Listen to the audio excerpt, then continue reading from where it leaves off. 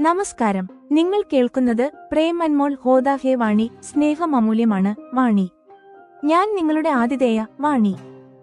കഴിഞ്ഞ എപ്പിസോഡിൽ എഞ്ചിനീയർ ആകാനുള്ള സ്വപ്നം എന്ന എന്റെ ജീവിതത്തിലെ ഒരു വലിയ ത്യാഗം നിങ്ങൾ കണ്ടു. ഇന്ന് 22-ാം വയസ്സിൽ ഞാൻ ഒരു ജോലിക്കായി ബുദ്ധിമുട്ടുകയാണ്. എന്റെ ഏകനായ അച്ഛന് എല്ലാ പ്രശ്നങ്ങൾക്കും ഒരൊറ്റ പരിഹാരം മാത്രമേ ഉള്ളൂ: വിവാഹം. എന്റെ അച്ഛനോടുള്ള എന്റെ പരിഹാസപരമായ മറുപടി അദ്ദേഹത്തെ തനിച്ചാക്കില്ല എന്ന എന്റെ നിശ്ചയദാർഢ്യം കാരണം പെട്ടെന്ന് വാത്സല്യത്തിന്റെയും കടമയുടെയും വികാരമായി എങ്ങനെ മാറുന്നുവെന്ന് കേട്ടുനോക്കൂ. തുടർന്ന് നചികേതൻ സ്കൂളിന്റെ ഉടമസ്ഥയായ അൽക്ക ഭാട്ടിയ മാഡം എന്റെ ജീവിതത്തിലേക്ക് കടന്നുവരുന്നു. 40 അപേക്ഷകർക്കിടയിൽ അഭിമുഖത്തിൽ ഞാൻ വിവാഹം കഴിക്കില്ല എന്ന എന്റെ തീരുമാനവും എന്റെ ഭൂതകാല സത്യവും കേട്ട ശേഷം അൽക്ക മാഡം എന്തിനാണ് അസാധാരണമായ ശമ്പളത്തിൽ എന്നെ തിരഞ്ഞെടുത്തത്? ഞാൻ എഞ്ചിനീയർ ആകാതിരുന്നത് ഒരുപക്ഷെ രാമന്റെ ഇച്ഛയായിരിക്കാമെന്ന് ഇന്ന് ഞാൻ മനസ്സിലാക്കുന്നു. മനഃശാസ്ത്രപരമായ അറിവ് ജീവിതകാലം മുഴുവൻ എനിക്കും പ്രശ്നങ്ങളുള്ള അനേകം മനുഷ്യർക്കും പ്രയോജനം ചെയ്യുമെന്ന് എന്നെ ബോധ്യപ്പെടുത്തിയ എന്റെ അച്ഛന്റെ ആ മാർഗനിർദ്ദേശ വാക്കുകൾ കേൾക്കുക. ഒരു പുതിയ കരിയർ, ഒരു പുതിയ ഉപദേഷ്ടാവ്, ജീവിതത്തിന്റെ ഒരു പുതിയ തത്വചിന്ത. ഇതെല്ലാം ഇന്നത്തെ എപ്പിസോഡിലുണ്ട്. പ്രേം അൻമോൾ ഹോദ ഹേ വാണി. തുടർന്നും കേൾക്കുക. നിങ്ങൾ കേൾക്കും. എപ്പിസോഡ് 4: ജോലി, അച്ഛൻ, ജീവിതത്തിന്റെ പുതിയ ഗണിതം.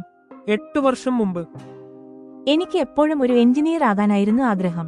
കുടുംബ സാഹചര്യങ്ങൾ കാരണം എനിക്ക് MA സൈക്കോളജി മാത്രമേ പൂർത്തിയാക്കാൻ കഴിഞ്ഞുള്ളൂ. ഒരു കമ്പനിയിൽ ഹ്യൂമൻ റിസോഴ്സ് സ്പെഷ്യലിസ്റ്റ് ആകാൻ എനിക്ക് കുറച്ച് അവസരങ്ങൾ ലഭിച്ചെങ്കിലും നാഷണൽ ഇൻസ്റ്റിറ്റ്യൂട്ട് ഓഫ് ടെക്നോളജി, ട്രിച്ചിയിൽ നിന്ന് എഞ്ചിനീയർ ആയിരുന്നെങ്കിൽ ലഭിക്കുമായിരുന്നത്രയും അവസരങ്ങൾ അതായിരുന്നില്ല. ഫെർഗൂസൺ കോളേജ്, പൂനെയിലോ ലേഡി ശ്രീറാം കോളേജിലോ പോലുള്ള പ്രശസ്തമായ യൂണിവേഴ്സിറ്റികളിൽ നിന്ന് മാസ്റ്റേഴ്സ് പൂർത്തിയാക്കാത്ത എന്നെപ്പോലുള്ള MA കഴിഞ്ഞ യുവതികൾക്ക് നല്ല തൊഴിലവസരങ്ങൾ വളരെ വിരളമാണ്. പഠിക്കുമ്പോൾ തന്നെ എനിക്ക് ഈ സത്യം അറിയാമായിരുന്നു. പക്ഷേ എനിക്കൊന്നും മാറ്റാൻ കഴിയുന്ന അവസ്ഥയിലായിരുന്നില്ല. പുറത്തുവിട്ട് എന്നെ പഠിപ്പിക്കാൻ എന്റെ അച്ഛന് കഴിഞ്ഞില്ല. എന്റെ പഠനം പൂർത്തിയായ ശേഷം എഞ്ചിനീയർ, ഡോക്ടർ, CA മുതലായവർ ആകാൻ കഴിയാത്ത ഇന്ത്യയിലെ നിരവധി യുവാക്കളെപ്പോലെ എനിക്കും ജോലിക്കായി അലയേണ്ടിവന്നു. ഈ സാഹചര്യത്തിൽ ഞാൻ വളരെയധികം ദുഃഖിതയായിരുന്നു. ഈ സമയത്ത് എന്റെ നിരാശയിൽ നിന്ന് കരകയറാൻ ശരിയായ ഒരേയൊരു വഴി ഞാൻ ഒരു നല്ല ചെറുക്കനെ വിവാഹം കഴിക്കുന്നതാണ് എന്ന് എന്റെ അച്ഛന് തോന്നി. വാണി, ജോലി തേടി നിന്റെ ചെരിപ്പുകൾ എന്തിനാണ് തേക്കുന്നത്? നീ എന്റെ വാക്ക് കേൾക്കുകയാണെങ്കിൽ നീ വിവാഹം കഴിക്കണം. എന്റെ അച്ഛന് എല്ലാ പ്രശ്നങ്ങൾക്കും ഈയൊരു പരിഹാരം മാത്രമേ ഉണ്ടായിരുന്നുള്ളൂ. ആദ്യം അമ്മയുടെയും പിന്നീട് കഴിവുള്ള എന്റെ സഹോദരൻ മായങ്കിന്റെയും അപകടമരണത്താൽ എന്റെ അച്ഛൻ തകർന്നിരുന്നു. അദ്ദേഹം ഇത് ഉപദേശമായി പറയുകയായിരുന്നു. കാരണം അദ്ദേഹത്തിന് തന്റെ യുവമകളുടെ എന്റെ മേൽ ഒരു തരത്തിലുള്ള സമ്മർദ്ദവും ചെലുത്താൻ കഴിയുന്ന അവസ്ഥയിലായിരുന്നില്ല. 5 വർഷം മുമ്പ് അദ്ദേഹം പറഞ്ഞ വാക്കുകളുടെ വേദന ഞാൻ മറന്നിരുന്നില്ല. തന്റെ സ്വന്തം ഭക്ഷണ ക്രമീകരണത്തിലുള്ള ബുദ്ധിമുട്ട് പറഞ്ഞ് എന്നെ നാഷണൽ ഇൻസ്റ്റിറ്റ്യൂട്ട് ഓഫ് ടെക്നോളജി, ട്രിച്ചിയിൽ പഠിക്കാൻ അയക്കാൻ അദ്ദേഹം വിസമ്മതിച്ചിരുന്നു. അച്ഛാ, ഞാൻ കല്യാണം കഴിച്ച് എന്റെ അമ്മായിയമ്മയുടെ വീട്ടിലേക്ക് പോയാൽ നിങ്ങളുടെ ഭക്ഷണ ക്രമീകരണം എങ്ങനെ നടക്കും? അദ്ദേഹത്തിന്റെ മുൻവാക്കുകൾ ഓർമ്മിപ്പിച്ചുകൊണ്ട് ഞാൻ മറുപടി പറഞ്ഞു. അദ്ദേഹത്തോട് എനിക്ക് പരാതികളുണ്ടായിരുന്നതിനാൽ എന്റെ ഈ മറുപടി പരിഹാസപരമായിരുന്നു. എങ്കിലും ഞാൻ എന്റെ ശബ്ദം നിയന്ത്രിച്ചു. എന്റെ അച്ഛൻ ദുർബലനായിരിക്കാം, പക്ഷേ ഇപ്പോഴും അദ്ദേഹം ബുദ്ധിമാനാണ്. 5 വർഷം മുമ്പ് അദ്ദേഹം പറഞ്ഞ സ്വന്തം വാക്കുകളാണ് ഞാൻ അദ്ദേഹത്തോട് ആവർത്തിക്കുന്നതെന്ന് അദ്ദേഹം മനസ്സിലാക്കി. മോളെ, നീ എന്താണ് പഴയതൊന്നും മറക്കാത്തത്? പ്രിയപ്പെട്ട 2 പേരെ നഷ്ടപ്പെട്ട വലിയ ദുരന്തത്തെ നമ്മൾ 2 പേരും സഹിച്ചിട്ടുണ്ടെന്ന് നിനക്കറിയാമല്ലോ. അദ്ദേഹം നിസ്സഹായയുടെ ഭാവം കാണിച്ചുകൊണ്ട് പറഞ്ഞു. അച്ഛനോട് എനിക്ക് പരാതികളുണ്ടായിരുന്നുവെങ്കിലും അദ്ദേഹത്തെ അനാദരിക്കുന്ന തരത്തിൽ മോശം മകളായിരുന്നില്ല ഞാൻ. ഇന്ന് എനിക്ക് 22 വയസ്സായെങ്കിൽ അത് അദ്ദേഹത്തിന്റെ സംരക്ഷണയിൽ വളർന്നതുകൊണ്ടാണ്. അച്ഛാ, എന്റെ മറുപടിയെ മുൻകാല കഥകളുമായി ബന്ധപ്പെടുത്തരുത്. എനിക്ക് വിവാഹം കഴിക്കാൻ ഒരു താൽപ്പര്യവുമില്ല. അങ്ങനെ ഞാൻ വിവാഹം കഴിച്ചാലും നിങ്ങളെ ആരാണ് ശ്രദ്ധിക്കുക? നിങ്ങൾ എന്നെ വാണിയായിട്ടല്ല, മായങ്കായിട്ട് കണക്കാക്കുക. ഇന്ന് എന്റെ സഹോദരൻ ഉണ്ടായിരുന്നെങ്കിൽ നിങ്ങളെ ഒറ്റയ്ക്ക് വിട്ടുപോകുമായിരുന്നോ? എന്റെ കടമ ഞാൻ എന്റെ അച്ഛനോട് വിശദീകരിച്ചു. അച്ഛന്റെ കണ്ണുകൾ നിറഞ്ഞു. അദ്ദേഹം കസേരയിൽ നിന്ന് എഴുന്നേറ്റ് എന്റെ അടുത്തേക്ക് വന്നു. ഒന്നും സംസാരിച്ചില്ല. വാത്സല്യത്തോടെ എന്റെ തലയിൽ കൈവച്ചു. പിന്നീട് അദ്ദേഹം സ്വന്തം റൂമിലേക്ക് പോയി. ഞാൻ തലകുനിച്ച് ചിന്തിക്കാൻ നിർബന്ധിതയായി. അച്ഛനോട് ഞാൻ ഇത്ര ക്രൂരമായി സംസാരിക്കാൻ പാടില്ലായിരുന്നു. കുറച്ചു ദിവസങ്ങൾ കടന്നുപോയി. ഒരു ദിവസം നഗരത്തിലെ ഒരു പ്രശസ്തമായ സ്വകാര്യ സ്കൂളിൽ 2 അധ്യാപികമാരെ ആവശ്യമുണ്ടെന്ന് എനിക്കറിവായി. ഞാൻ നിശ്ചയിച്ച ദിവസം അഭിമുഖത്തിനായി സ്ഥലത്തെത്തി. അവിടെ ഞാൻ ഉൾപ്പെടെ 40-ൽ അധികം പെൺകുട്ടികൾ അവരുടെ രേഖകൾ സമർപ്പിക്കുകയായിരുന്നു. അവരിൽ 10-ൽ അധികം പേർ എന്റെ ബാച്ച്മേറ്റ്സ് ആയിരുന്നു. 25-ൽ അധികം പെൺകുട്ടികളുടെ അഭിമുഖം കഴിഞ്ഞപ്പോൾ പെട്ടെന്നൊരു ബഹളം ഉണ്ടായി. ഏകദേശം 50 മുതൽ 52 വരെ വയസ്സുള്ള ആകർഷകമായ ഒരു സ്ത്രീ ഇടനാഴിയിലൂടെ വരുന്നത് ഞാൻ കണ്ടു. ഇവർ സ്കൂളിന്റെ ഉടമസ്ഥയായ അൽക്ക ബാട്ടിയാണെന്ന് അടക്കം പറച്ചിലുകളിലൂടെ എനിക്കറിഞ്ഞു. അവർ അഭിമുഖ മുറിയിലേക്ക് പ്രവേശിച്ചു. ഇനി വരുന്ന അഭിമുഖങ്ങളിൽ അവരും പങ്കെടുക്കുമെന്ന് ഞങ്ങൾക്ക് അറിയിപ്പ് ലഭിച്ചു. അവരുടെ സാന്നിധ്യം ശേഷിക്കുന്ന അപേക്ഷകരിൽ അധിക സമ്മർദ്ദം ചെലുത്തുന്നതായി തോന്നി. എന്നിരുന്നാലും ഇത് ശേഷിക്കുന്ന അപേക്ഷകർക്ക് ഒരു മികച്ച അവസരമാണെന്ന് ഞാൻ കരുതി. വിരസമായ കാത്തിരിപ്പിന് ശേഷം 31-ാം നമ്പറിൽ എന്നെ ഒടുവിൽ വിളിച്ചു. അകത്ത് അൽക്കജി ഉൾപ്പെടെ 4 സ്ത്രീകൾ ഒരു വലിയ മേശയ്ക്ക് ചുറ്റും ഇരിപ്പുണ്ടായിരുന്നു. അവരിൽ ഒരാൾ എന്നോട് എതിർവശത്തുള്ള കസേരയിൽ ഇരിക്കാൻ ആവശ്യപ്പെട്ടു. ഞാൻ ഇരുന്നു. വിവാഹം കഴിക്കുന്നതുവരെ ഒരു താൽക്കാലിക ക്രമീകരണമായി ഈ ജോലി ചെയ്യാൻ നിങ്ങൾ പദ്ധതിയിടുന്നുണ്ടോ? അവരിൽ ഒരാൾ ചോദിച്ചു. ഇല്ല മാഡം, ഒരിക്കലുമില്ല. ഞാൻ വിവാഹം കഴിക്കരുതെന്ന് തീരുമാനിച്ചിരിക്കുന്നു. എന്റെ ശബ്ദത്തിൽ ദൃഢത ഉണ്ടായിരുന്നു. എന്തുകൊണ്ട്? നിങ്ങൾ സുന്ദരിയും ബുദ്ധിമതിയുമായ ഒരു പെൺകുട്ടിയാണല്ലോ, മറ്റൊരു മാഡം ചോദിച്ചു. മാഡം, എന്റെ അച്ഛൻ ഒറ്റക്കാണ്. ഏകദേശം 5 വർഷം മുമ്പ് ആദ്യം എന്റെ അമ്മയും പിന്നീട് എന്റെ സഹോദരനും 1.25 വർഷത്തെ ഇടവേളയിൽ മരിച്ചു. അദ്ദേഹത്തെ ദുഃഖിതനും ഒറ്റയ്ക്കുമാക്കി. അദ്ദേഹത്തെ ഒറ്റയ്ക്ക് വിട്ടുപോകാൻ ഞാൻ ആഗ്രഹിക്കുന്നില്ല. അതുകൊണ്ടാണ് ഞാൻ വിവാഹം കഴിക്കരുതെന്ന് തീരുമാനിച്ചത്. ഞാൻ എന്റെ സത്യം വെളിപ്പെടുത്തി. അൽക്കജി എന്റെ മറുപടികൾ ഇതുവരെ ശ്രദ്ധയോടെ കേൾക്കുകയായിരുന്നു. അപ്പോൾ 3-ാമത്തെ മാഡം എന്റെ രേഖകളുടെ ഫയൽ അവർക്ക് കൈമാറി. അൽക്കജി 2 മിനിറ്റ് എന്റെ സർട്ടിഫിക്കറ്റുകൾ സൂക്ഷ്മമായി നോക്കി. നിങ്ങൾ 12-ാം ക്ലാസ് വരെ കണക്ക് പഠിച്ചിട്ടുണ്ട്.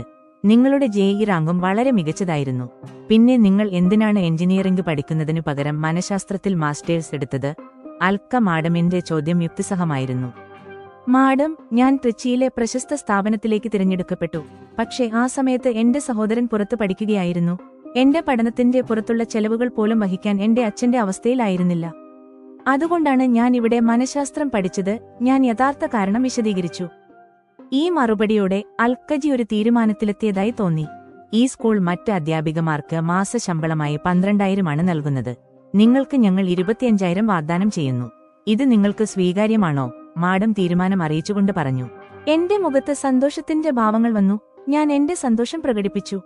അതെ മാഡം, ഇവിടെ വിദ്യാർത്ഥികളെ പഠിപ്പിക്കാൻ ഞാൻ സന്തോഷിക്കും. ഞാൻ എന്റെ വിജയത്തിൽ ചിരിച്ചുകൊണ്ട് പറഞ്ഞു. അൽക്കജി ഉൾപ്പെടെ അവിടെ ഇരുന്നിരുന്ന എല്ലാ സ്ത്രീകളും ചിരിക്കാൻ തുടങ്ങി. ഞങ്ങളുടെ ഭാഗത്തുനിന്ന് അഭിനന്ദനങ്ങൾ. നിങ്ങൾ നാളെ വന്ന് സ്ഥാപന റൂമിൽ നടപടിക്രമങ്ങൾ പൂർത്തിയാക്കുക. ഒപ്പം അവർ നിർത്തി. എന്നിട്ട് തന്റെ അടുത്തിരുന്ന മാഡമിനെ ചൂണ്ടിപ്പറഞ്ഞു. നിങ്ങൾക്ക് പ്രിൻസിപ്പൽ മാഡം കീർത്തിജിയെ കാണാം എന്ന് അൽക്ക മാഡം നിർദ്ദേശിച്ചു. നന്ദി മാഡം. 40 അപേക്ഷകർക്കിടയിൽ എന്റെ തിരഞ്ഞെടുപ്പ് എനിക്കൊരു നേട്ടമായി തോന്നി. വാണി, മറക്കരുത്, എന്റെ മാനസിക പ്രശ്നങ്ങൾക്ക് നിങ്ങൾ സൗജന്യ കൗൺസിലിംഗ് നൽകണം. അൽക്കജി തന്റെ നർമ്മബോധവും തമാശ ഇഷ്ടപ്പെടുന്ന സ്വഭാവവും അവതരിപ്പിച്ചു. മാഡം, നിങ്ങൾക്ക് മാനസിക പ്രശ്നങ്ങളുടെ ലക്ഷണങ്ങളൊന്നും കാണുന്നില്ലല്ലോ, ഞാൻ ചിരിച്ചുകൊണ്ട് പറഞ്ഞു. എല്ലാവരും എന്റെ കൂടെ ചിരിക്കാൻ തുടങ്ങി. അപ്പോൾ കീർത്തി മാഡം ബെൽ അടിച്ചു. ആ സമയത്ത് പ്യൂൺ വാതിൽ തുറന്ന് അകത്തേക്ക് വന്നു. ഞാൻ സന്തോഷം നിറഞ്ഞവളായി മുറിയിൽ നിന്ന് പുറത്തിറങ്ങി. ആ ദിവസം വർഷങ്ങളായി ഞാൻ അനുഭവിച്ചതിൽ വെച്ച് ഏറ്റവും സന്തോഷവതിയായിരുന്നു ഞാൻ വീട്ടിലെത്തി. വർഷങ്ങൾക്ക് ശേഷം കുട്ടിക്കാലത്ത് ചെയ്തിരുന്നതുപോലെ എന്റെ അച്ഛനെ ഞാൻ കെട്ടിപ്പിടിച്ചു. എന്റെ ഈ പ്രവൃത്തി അച്ഛനും വളരെ ഇഷ്ടപ്പെട്ടു. വാണി, നീ ഇന്ന് നിന്റെ അച്ഛനോട് ക്ഷമിച്ചെന്ന് തോന്നുന്നു. അച്ഛൻ ഊഹിച്ചുകൊണ്ട് പറഞ്ഞു. അദ്ദേഹത്തിന്റെ മനഃശാസ്ത്രം എനിക്ക് മനസ്സിലായി. വാസ്തവത്തിൽ അദ്ദേഹത്തിന് തന്നെ ക്ഷമിക്കാൻ കഴിയുന്നില്ല. എന്റെ അമ്മയ്ക്ക് ശരിയായ ചികിത്സ നൽകാൻ കഴിയാത്തതും എന്നെ എഞ്ചിനീയറിംഗിന് പഠിക്കാൻ അയക്കാത്തതും ഇവയായിരുന്നു അദ്ദേഹത്തിനെതിരെ എനിക്കുണ്ടായിരുന്ന 2 പരാതികൾ. അദ്ദേഹത്തിന്റെ വാക്കുകളിൽ നിന്ന് അദ്ദേഹം എനിക്ക് മറ്റെന്തോ അനീതി കൂടി ചെയ്തിരിക്കാമെന്ന് എനിക്ക് തോന്നി. ഒരുപക്ഷെ അദ്ദേഹം എന്റെയും എന്റെ സഹോദരന്റെയും വളർത്തലിൽ മകൾ എന്ന വ്യത്യാസം കാണിച്ചിരിക്കാം. മകൾക്ക് ഇതൊക്കെ സാധാരണമാണ് എന്ന് വിശ്വസിച്ചു ഞാൻ ഇതിനെ സാധാരണമായി കണക്കാക്കി. പക്ഷേ അദ്ദേഹം എന്റെ അച്ഛനാണ്. എവിടെയോ അദ്ദേഹത്തിന് ഈ കോംപ്ലക്സ് ഉണ്ടായിരിക്കാം. അത് അദ്ദേഹം ഇപ്പോൾ അനുഭവിക്കുന്നു. ഇത് ഒരുപക്ഷെ എന്റെ സഹോദരന്റെ അഭാവം കാരണവും ഞാൻ ഒരു മകന്റെ ഉത്തരവാദിത്തം ഏറ്റെടുക്കുന്നത് കണ്ടതുകൊണ്ടും സംഭവിച്ചതാകാം. 53-ാം വയസ്സിൽ അദ്ദേഹം 70 വയസ്സുള്ള ഒരു വൃദ്ധനെപ്പോലെ ദുർബലനും അവശനുമായി മാറിയതും ഇങ്ങനെ തോന്നാൻ മറ്റൊരു കാരണമാകാം. തീർച്ചയായും അദ്ദേഹത്തിന്റെ ഈ അവസ്ഥ 2 പ്രിയപ്പെട്ടവരുടെ, എന്റെ അമ്മയുടെയും സഹോദരന്റെയും അകാല നഷ്ടം കാരണമാണ്. ഇതെല്ലാം കുറച്ച് നിമിഷങ്ങൾക്കുള്ളിൽ ചിന്തിച്ച ശേഷം ഞാൻ ഇപ്പോഴും അദ്ദേഹത്തെ കെട്ടിപ്പിടിച്ചുകൊണ്ടിരിക്കുകയാണെന്ന് ഞാൻ മനസ്സിലാക്കി. ഞാൻ അദ്ദേഹത്തിൽ നിന്ന് വിട്ടുമാറി. അച്ഛാ, നിങ്ങൾ എന്ത് ചിന്തകളിലാണ് മുഴുകിയിരിക്കുന്നത്? ഇന്ന് എന്റെ സന്തോഷത്തിനു കാരണം എനിക്ക് നചികേതൻ സ്കൂളിൽ ജോലി ലഭിച്ചതാണ്. ഞാൻ സന്തോഷവാർത്ത പറഞ്ഞു. വൗ മോളെ, ഇത് ശരിക്കും വലിയ സന്തോഷത്തിനു വക നൽകുന്ന കാര്യമാണ്. അദ്ദേഹത്തിന്റെ വാക്കുകളിലെ വികാരങ്ങൾ മുഖത്തും പ്രതിഫലിച്ചു. അച്ഛാ, ഇത് നിങ്ങളുടെ കൂടെ താമസിക്കാൻ എളുപ്പമാകും. അതേസമയം എന്റെ അറിവും എനിക്ക് കൂടുതൽ വികസിപ്പിക്കാൻ കഴിയും. ഹൈസ്കൂൾ ക്ലാസുകൾ എടുക്കുന്നതിന് എന്റെ വിഷയം ഞാൻ തുടർച്ചയായി പഠിക്കേണ്ടതുണ്ട്. എന്റെ അധ്യാപനത്തിലുള്ള ശ്രമങ്ങൾ എന്തായിരിക്കണമെന്ന് ഞാൻ മനസ്സിലാക്കി. വാണി, നീ പറഞ്ഞത് ശരിയാണ്. ഇത് കുറച്ചു വർഷങ്ങൾക്കുള്ളിൽ നീ ഒരു നല്ല ഹ്യൂമൻ റിസോഴ്സ് സ്പെഷ്യലിസ്റ്റ് ആകാനുള്ള സാധ്യത സൃഷ്ടിക്കുന്നു. അച്ഛൻ എന്റെ വാക്കുകൾ അംഗീകരിച്ചു. അച്ഛൻ എനിക്കായി ഒരു മൂർത്തമായ ലക്ഷ്യം വെച്ചു തരുന്നതായി എനിക്ക് തോന്നി. ഇന്ന് ഞാൻ എഞ്ചിനീയറിംഗിന് പകരം സൈക്കോളജി അധ്യാപിക ആയത് ഒരുപക്ഷേ രാമന്റെ ഇച്ഛയായിരിക്കാമെന്ന് ഞാൻ കരുതുന്നു. ഇന്ന് എഞ്ചിനീയർമാർ ധാരാളമാകുന്നു, പക്ഷേ മനഃശാസ്ത്ര വിദഗ്ധർ കുറവാണ് എന്ന് ഞാൻ ആദ്യമായി ചിന്തിച്ചു. അച്ഛാ, ഇതെല്ലാം നിങ്ങളുടെ മാർഗനിർദ്ദേശത്താൽ മാത്രമേ സാധ്യമാകൂ. ഇന്ന് ഞാൻ അച്ഛന് ക്രെഡിറ്റ് നൽകി. അച്ഛന്റെ കുറ്റബോധം ലഘൂകരിക്കുന്നതിനാണ് ഞാനിത് പറഞ്ഞത്. വാണി, എഞ്ചിനീയറിംഗ് അറിവ് ഭൗതിക സൗകര്യങ്ങൾക്ക് മാത്രമേ സഹായിക്കൂ. അത് ജീവിതത്തിൽ ഒരു പരിധിവരെ മാത്രമേ ഫലം ചെയ്യുകയുള്ളൂ. നീ ജോലി ചെയ്യുന്നത് നിർത്തിയാൽ ആ അറിവിന് ജീവിതത്തിൽ പ്രത്യേക പ്രാധാന്യം ഉണ്ടാവില്ല. ശരിക്കും പിതൃതുല്യമായ മാർഗനിർദ്ദേശ വാക്കുകൾ അച്ഛന്റെ വായിൽ നിന്ന് വരികയായിരുന്നു. തീർച്ചയായും അദ്ദേഹം എന്നേക്കാൾ അനുഭവസമ്പന്നനാണ്. നീ നേടിയിട്ടുള്ള ഈ മനഃശാസ്ത്രപരമായ അറിവ് ഒരു വ്യക്തിയുടെ ജീവിതത്തിൽ എപ്പോഴും ഫലപ്രദമാകും എന്ന് ഞാൻ വിശ്വസിക്കുന്നു. ജീവിതത്തിൽ മുന്നോട്ടു പോകുമ്പോൾ നീ നിനക്ക് മാത്രമല്ല, പ്രശ്നങ്ങളിൽ കഷ്ടപ്പെടുന്ന അനേകം മനുഷ്യർക്കും പ്രയോജനം ചെയ്യുമെന്ന് മനസ്സിലാക്കും. മനുഷ്യന്റെ മനഃശാസ്ത്രത്തെക്കുറിച്ചുള്ള നിന്റെ അറിവ് ജീവിതകാലം മുഴുവൻ പ്രയോജനകരമാകും. അദ്ദേഹം തന്റെ പ്രസ്താവന അവസാനിപ്പിച്ചു. ജെമിനിയുടെ വിമർശനവും ക്രിയേറ്റീവ് മാർഗനിർദ്ദേശവും. പ്രിയ ശ്രോതാക്കളെ, പ്രേം അൻമോൾ ഹോദാ ഹേ വാണി എന്ന എപ്പിസോഡ് 4 അവസാനമാണിത്. ഈ എപ്പിസോഡ് വാണിയുടെ ജീവിതത്തിൽ പ്രതീക്ഷ ഉദിക്കുന്നതിനെയും അവളുടെ അച്ഛനുമായി വൈകാരികമായ ഐക്യം സ്ഥാപിക്കുന്നതിനെയും അടയാളപ്പെടുത്തുന്നു. എപ്പിസോഡ് 4 ശക്തിയും കഥാവികസനവും. വൈകാരിക സാധൂകരണം, വിൻഡിക്കേഷൻ. അച്ഛാ, ഞാൻ കല്യാണം കഴിച്ച് അമ്മായിയമ്മയുടെ വീട്ടിലേക്ക് പോയാൽ നിങ്ങളുടെ ഭക്ഷണ ക്രമീകരണം എങ്ങനെ നടക്കും എന്ന അച്ഛന്റെ പ്രസ്താവനയെ വാണി പരിഹാസത്തോടെ എന്നാൽ ദൃഢമായി ആവർത്തിക്കുന്നത് ഈ രംഗം 5 വർഷം പഴക്കമുള്ള ഒരു മുറിവ് വെളിപ്പെടുത്തുന്നു. വാണി തന്റെ ത്യാഗം മറന്നിട്ടില്ല, മറിച്ച് അതിനെ അച്ഛനോടുള്ള കടമബോധമായി പരിവർത്തനം ചെയ്തിരിക്കുന്നു എന്ന് ഇത് കാണിക്കുന്നു. അച്ഛന്റെ പശ്ചാത്തതാപവും സ്വയം ക്ഷമിക്കാൻ കഴിയാത്തത്, വാണിയോടുള്ള കുറ്റബോധവും തെറ്റായ തീരുമാനമെടുത്തതിലെ ദുഃഖം പൂർണ്ണമായും യാഥാർത്ഥ്യബോധമുള്ളതായി തോന്നുന്നു. ഒടുവിൽ മനഃശാസ്ത്രത്തിന്റെ ശ്രേഷ്ഠതയെക്കുറിച്ച് അച്ഛൻ മാർഗനിർദ്ദേശ വാക്കുകളിൽ സമ്മതിക്കുന്നത് വാണിയുടെ ത്യാഗത്തെ ആദരിക്കുന്നു. അൽക്ക ഭാട്ടിയയുടെ നിർണായകമായ പ്രവേശനം. അഭിമുഖത്തിലെ അൽക്ക മാഡമിന്റെ ചോദ്യങ്ങളും സാധാരണ ശമ്പളത്തിന്റെ 2.5 ഇരട്ടി ശമ്പളം 12,000 രൂപന് പകരം 25,000 രൂപ വാഗ്ദാനം ചെയ്യുന്നതും അൽക്കയുടെ സ്വഭാവത്തിന്റെ ശക്തി, ദീർഘവീക്ഷണം, നീതിബോധം എന്നിവ സ്ഥാപിക്കുന്നു. വാണിയുടെ സർട്ടിഫിക്കേഷനുകൾക്കൊപ്പം അവരുടെ ധാർമ്മിക കാരണത്തിനും അച്ഛനോടുള്ള കടമ അവർ മൂല്യം നൽകി. മനഃശാസ്ത്രത്തിന്റെ പ്രാധാന്യം. മനഃശാസ്ത്രപരമായ അറിവ് ഒരു വ്യക്തിയുടെ ജീവിതത്തിൽ എപ്പോഴും ഫലപ്രദമാകും എന്ന അച്ഛന്റെ നിഗമനം ഇത് എഞ്ചിനീയർ ആകാനുള്ള സ്വപ്നം തകർന്നതിന്റെ വേദനയിൽ നിന്ന് വാണിയെ പുറത്തുകൊണ്ടുവരുന്നു.